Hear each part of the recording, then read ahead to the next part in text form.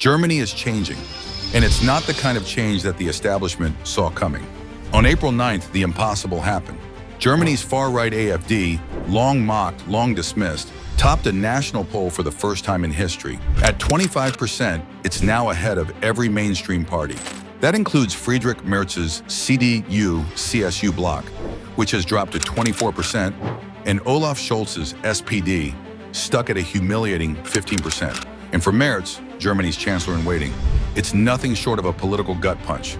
After years of grooming himself as Merkel's successor and campaigning against mass immigration, he's now striking coalition deals with the same SPD he once criticized. So let's ask it bluntly. Why is Germany turning to the far right? And is the AfD actually what Germany needs right now? Let's rewind the tape.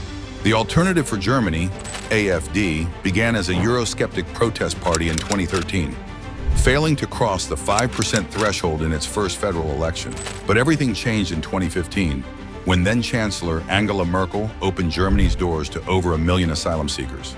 The backlash was fierce. In 2017, the AfD surged to 12.6%, entering the Bundestag as the third largest party, a historic moment for the far right in post-war Germany.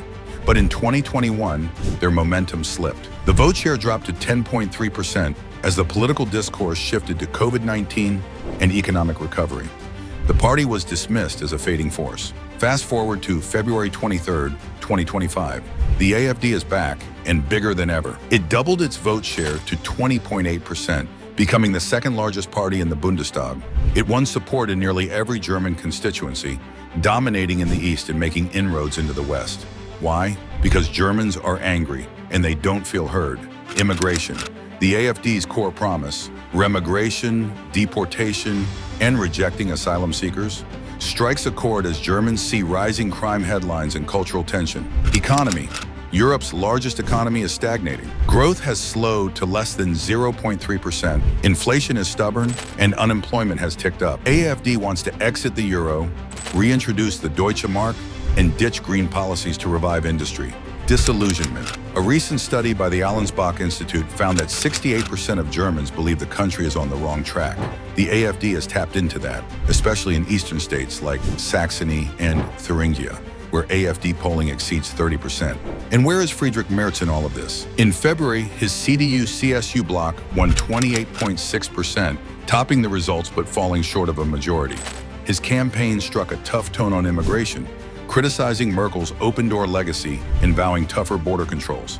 But post-election, Merz flipped. Under pressure to form a coalition, he abandoned calls for border closures and teamed up with the center-left SPD, claiming that realistic immigration policies must be balanced with humanitarian values. Niemand von uns spricht über Grenzschließungen.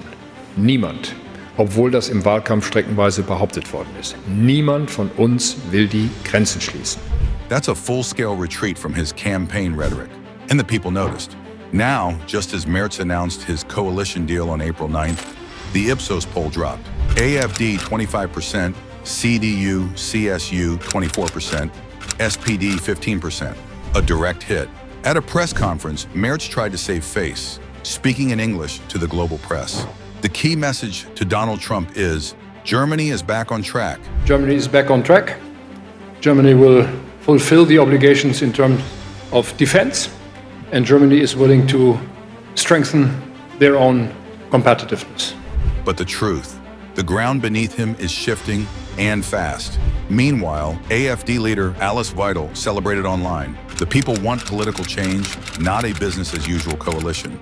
For decades, post-war Germany treated the far right like a taboo. But taboos collapse when elites stop listening. The AfD's rise is not an accident.